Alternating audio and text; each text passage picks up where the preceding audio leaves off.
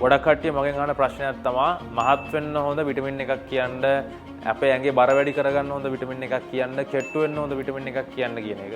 මතක තියාගන්න ඕන දේ තමයි විටමින්ස් කියන්නේ මයික්‍රෝ නියුට්‍රියන්ට්ස්.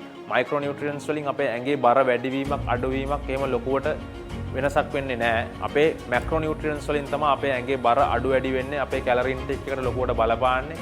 සෝ කාබෝහයිඩ්‍රේට්ස්, ප්‍රෝටීන්ස්, ලිපිඩ්ස් තමයි මේන්ලි අපේ ඇඟේ බර අඩු වැඩි වීම තීරණය කරන්නේ.